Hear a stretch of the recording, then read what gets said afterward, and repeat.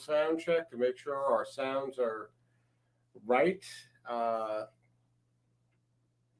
Waiting for my face to come up on the thing so that we can actually hear my voice. Do do do do do do. Because I don't know if I'm loud and clear until I'm loud and clear. All right, Bring the mic up. we need a little more mic. So let's just bring it up over here. All right, that's got to be good now because I'm getting a big giant green light over here. Yeah, just give it a second. Want to make sure everybody can hear me loud and clear. We need a little more mic. So let's just bring it up over here. Yeah. Oh, that's much better. That's gotta be good now. It is indeed. All right, so we're here, we're alive, and we need some audience participation from the two of you who are watching. All right, so if you had caught the last three Theory Thursdays, I had talked about color, shapes, and sounds when regarding our marketing, our advertisements, our brand, and how it's important, how it's a fundamental question of how we want our brand, our products, our services, our content to be perceived. And all of these things have subconscious cues that tell leads, would-be viewers, what have you, what kind of content you're going to be producing, or whether or not they will enjoy or are looking for what you're producing. So with that, I have a little experiment that I am not going to actually be able to see the comments until after I get off of the share screen. So you're going to have to bear with me if you are throwing comments out there. I will absolutely be going back and I'll be looking through them so that I can respond to them. But there is a visual aid that is going to be required for that participation for the two of you who are watching. I know that technically there's three people watching, but one of them is me over there. So got to deal with it. I guess it would be over there, sort of, but it's actually there. It's weird. This whole reverse camera thing. But now there's, 3, 4 of you bouncing in and out. Okay, so the first thing I did was I talked about color and how colors have certain levels of emotion, combinations of colors transfer emotional content as well as having a pragmatic purpose, making things visible, what have you. And I also talked about shapes. And for this experiment, I'm really going to just go with rudimentary shapes and primary and secondary colors. I'm going to try and veer away from making this a little too complex, only because I want to be able to get quick and easy feedback. We have some comments. Oh, do we? Well, just one. Oh, okay. Maybe here, but not over there. Thanks, Travis. Okay, so, and then on top of that, another layer of this is I'm going to actually be playing a track. And I have two varieties of track. One is more traditional theory track that follows major minor chords through a progression. And the other one is more of like a pop track. The drum track is the same between the two. It's just the note choices, the chord choices, harmony is different. And that mainly has to do with how the chords are actually built. In pop music, we use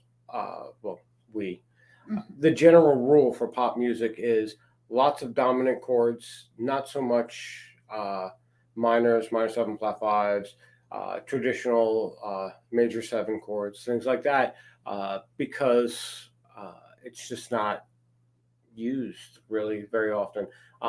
There are examples, of course, but the general rule is if you're making like a popular song, a contemporary popular song, you're relying more on dominant chords with that flat seven. If you don't, change of only like 3 or 4 chords, Right. in the I mean, I get a little matter more. too. I get a little more extensive than Me 3 or too. 4 chords on. But No, I'm I not mean on this writing track. pop. I mean on this track. Right. But inherently, the idea is if you don't understand music theory, that's fine. You don't really have to. Nah. You can just take my word for it. This is how it works. If you want to, I do teach that. Shameless plug. Anyhow, There is definitely a formula, and you don't have to take years of music theory to. yeah, it's you can learn functional theory as opposed to years of learning piano and all that theory that goes on with it. So, without further ado, we are going to go and share the screen and enter the Twilight Zone.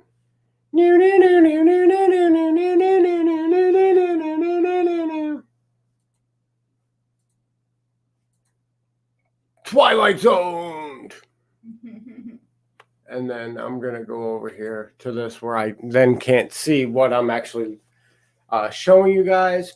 But what you're looking at right now. Oh, well, there I am. I'm going right now. So there's that 30-second lag. There we go. And now I'm viewing. What I'm talking about.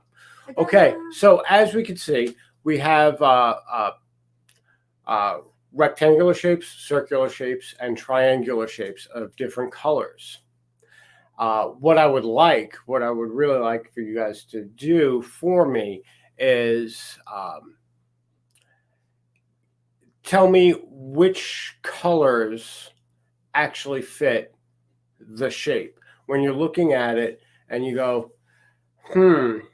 if I'm looking at something, which one really attracts your eye? Is it the red squares or rectangles, the blue circles, the whatever, just you can write for each color, red, yellow, blue, green, purple, orange. You can write 1, 2, or 3 right after it, and let me know what you guys think as far as that's concerned. And I will segue my ass over there to then start manipulating the music, and you guys can let me know which ones of these resonate best with which music. Now, this is not a masterful composition. This was actually just thrown together pretty quickly musically wise. I have this whole big MIDI keyboard, and I could have spent hours and hours and hours, but for this test, because honestly, I wasn't expecting anybody to show up. I'm kind of happy people did. Thank you very much. But I want to make sure. I wanted to make sure I had something, but I didn't really go out of my way. I wish I could just play directly on the MIDI controller and it go direct into the live stream, but I can't do that. I actually have to buy a piano, and we did test it, but I'm not a rich man.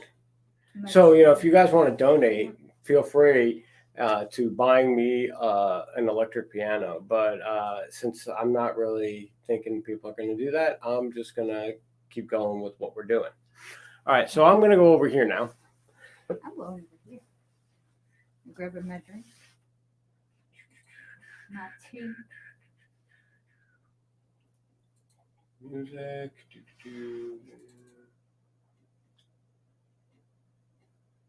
Okay, so anybody who's musically inclined, this is a 63251 traditional, meaning it follows traditional music theory. So there's minors, there's majors, there's dominants, all of that stuff. I didn't a dominant in the third. I was actually thinking about doing it, but by that point in time, it was too late. So we're just going to have to go with it. And right now, I'm probably screwing up the screen.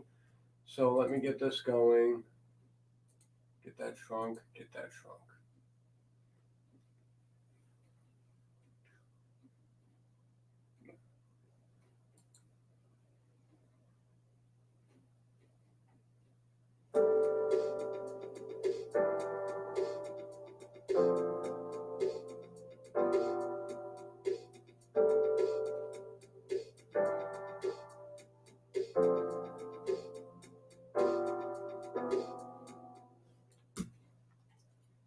Okay, that's our first.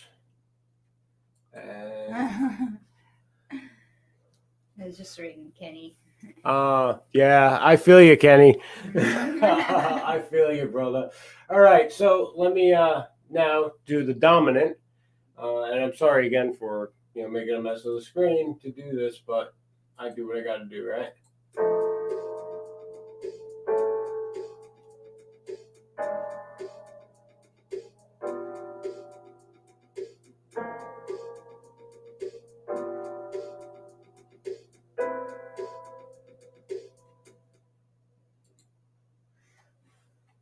Okay, now we are going to stop sharing the screen. I'm going to go back over here. All right. So that's the test. So basically, what I'm really trying to do is I'm trying to make anybody who's taking the test be aware of what the choices they make, what they really mean on a non-intellectual level. I don't want you to sit there and think about it for 20, 30 minutes. I want you to go, all right, red square, or yellow triangle, or a blue circle, whatever. But just give the immediate gut reaction to which ones actually resonate well with you. Because if it resonates well with you, it's going to resonate well with your leads, your potential viewers. The same thing if you have like a track that resonates well, it's good to know what kind of track resonates well. In that sense, it's more like if you're watching an advertisement and you hear that backing music and it sounds like, oh, there's trouble. I mean, I made this example last week. There's trouble, a lot of minor chords, and then it talks about finding hope, and it goes to dominant chords, which are a major root, and then you get this like sensation of going from bad to okay, and then it finishes out with this nice root major chord, and you get this feeling of completion. It's what we call cadence in music. And you can simulate that stuff with straight dominant chords. We do it all. We hear it all the time. If you click on some Katy Perry, you will hear it. If you click on some Rihanna, you'll hear it. The pop music thrives on being able to use dominant chords and inversions just to simulate the minor movement. The kitties are restless, so Donna had to go wrangle. Oh, look, there's one right now. Hi, buddy. How you doing? You behaving, or you being a monster? Being hungry, just like.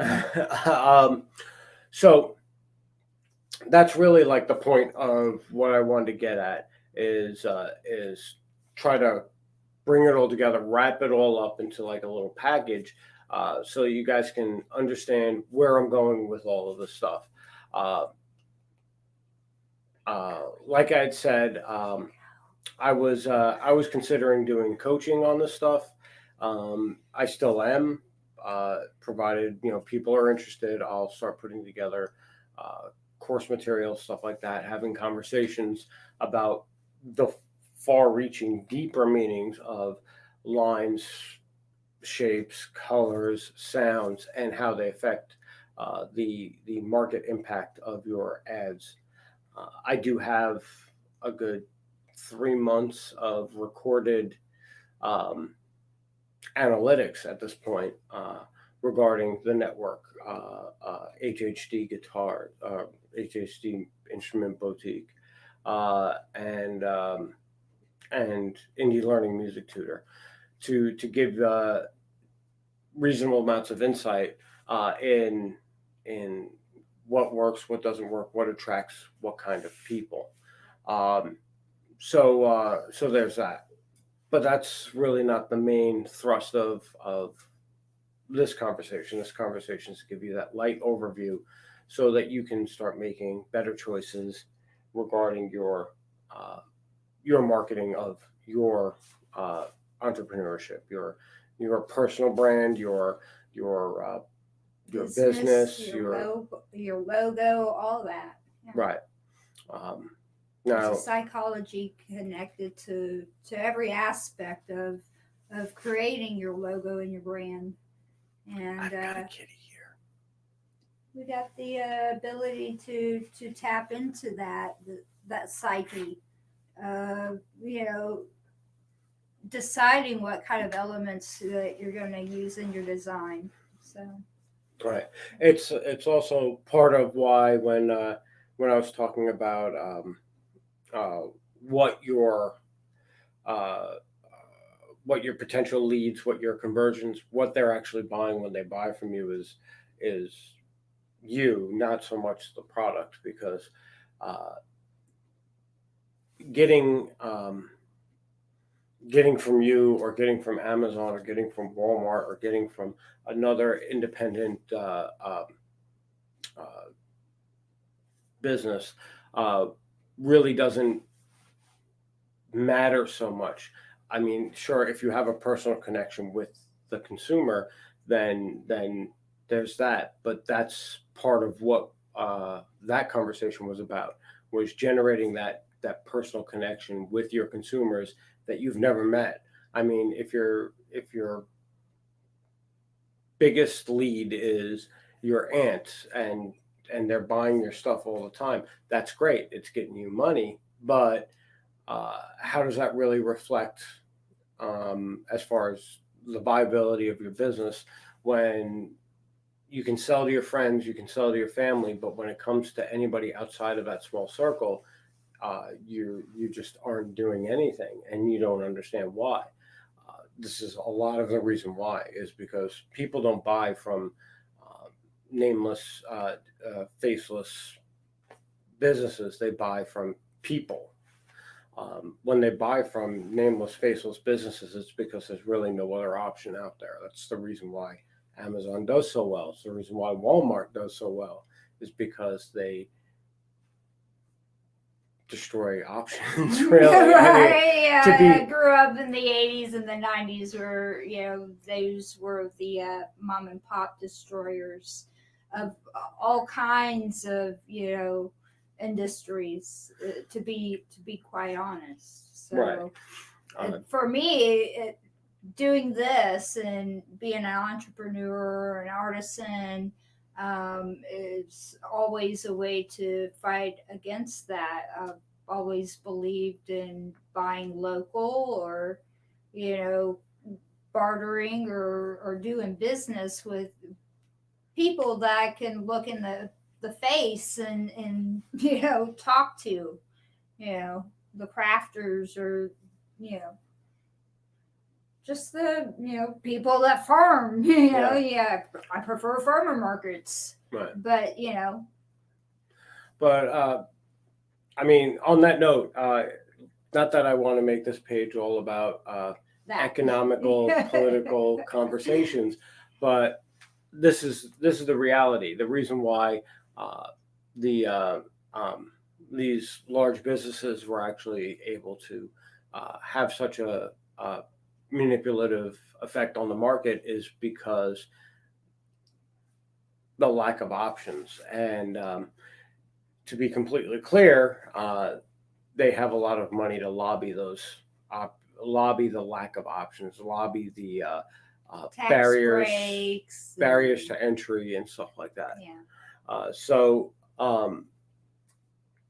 these things, you can call them tricks, you can call them hacks, you can call them whatever you want, but these tactics are what was used to make these businesses before they were the giant monsters that they are now, um, uh, household names. Uh, you I've gone through this in the color and in the shapes episodes of Theory Thursday, so I don't really feel the need to rehash it. But the reality is that uh, for a lot of people, especially now, it's a matter of life or death. You know, it's getting pretty bad out there, and we don't know if there's going to be an end to this. So uh, just keep this in mind. You know, even if you do nothing with it, if you just decide, it's a great idea, but I'm gonna keep my black on gray logo and just go with it. Okay, but I can't in good conscience not try to give the best effort for buddy. What are you doing? Um, for everyone's success. I mean, that's what the network is about. It's about uh, pushing each other up into success. You know, none of us are climbing over each other to make us better. It's we're pushing each other up so everybody gets better at the same time. I think that's pretty much all I got. So if you could, when you roll on back through this video, if you're watching this video on replay, give me like a hashtag replay and let me know what you think as far as the colors and the shapes are concerned. And let me know which style of music, the first or the second, the traditional or the pop or all dominant, resonates better with which colors, which shapes, you know, or your color shape combinations that you chose. And try to be as non analytical about it as possible, be very emotional and shoot from the hip, because what we're looking for in marketing is Auto response. is not a calculated response from the Like consumer. It's a calculated response. It's a calculated set of circumstances presented by us to generate an automatic um, subconscious response. you got to relay a number of points with that, especially if it's a person's first introduction. It's like, you know, first introductions mean so much, and here's somebody looking at your logo or your brand, and they've got to, you know, just on site figure out what kind of business, what company, you know, all these things uh, in an instant, you know. So Another good thing to do when thinking about all this stuff is really make a list. Go, okay, this is my business, this is my brand. What do I want to be known for? How do I want people to feel about my business, about my brand, about what are the core values? What are the, you know, you go through all of these things. And if you guys want, and please respond to any one of these streams, and I will get to work putting together a little self-study questionnaire on branding in order to generate the design or to generate color combinations or to generate what kind of music you really want to be putting behind it. But I'm really not going to go through that effort of recording how I self-study just to put it out there. Someone's got to want it. Let me know you want it. Let me know you want it. So with that being said, I hope everyone enjoyed the new overlay. I worked really hard on it for about 20 minutes or so, and matched. There we go. Matched the nameplates to the banner, so that this way it all looks kind of uniform, a little more put together than just the octopus in the corner, signifying the crack in the conglomerate. Of course, now I've got a water bottle here because my cat is wanting to murder the computer wires. Yes. And the sound of water makes him stop for a couple of minutes. Makes him think twice. All right, so I hope this was helpful. I hope everybody who watches this takes a little bit away from it. I am by no means a master marketer. I do know some who are much further along this journey than I am. If you're interested in getting in contact with any of those people, you can just feel free to drop me a. Really? Buddy? Wow. You are like the biggest of jerks. Get over here. You're going to stay with me now. Not like everything over. What a jerk face. Look at him. Cute little jerk face. So, like I said, if you want to get in contact with any of them, I can always send you their way, give you their websites information. You can look them up and maybe gain some mentorship that way.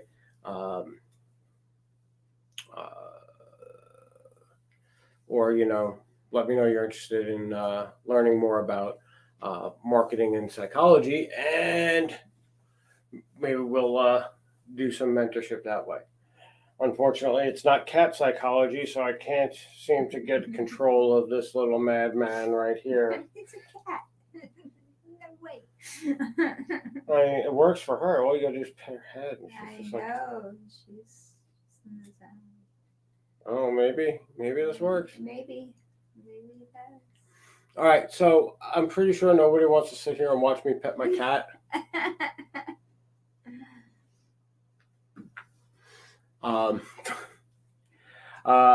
I'm sure nobody wants to sit here and watch me pet my cat, but this is what I'm going to have to do to keep control of him. So I think I'm going to call it. Thank you, everybody, for showing up. I greatly appreciate it. Tomorrow, we're going to be doing Feature Focus Friday, to which nobody has filled out a questionnaire. So we are going to be talking to me again. Which one did we do last time? HHD? Yeah. I think so. Yeah. Well, maybe we'll just have a guerrilla interview. What are we going to do? Call somebody? You're going to phone a friend? You're going to call Matt? Yeah, I probably will. Maybe they'll do that. That'll be fun. Surprise interview! Surprise interview! Maybe we should do that. Maybe I should just get everybody's phone number and be like, call them and then go, hey, what's up? Surprise interview! Pulling a Charles Lamson on him. Oh, man. Oh, no. That's mean. That guy's such a jerk.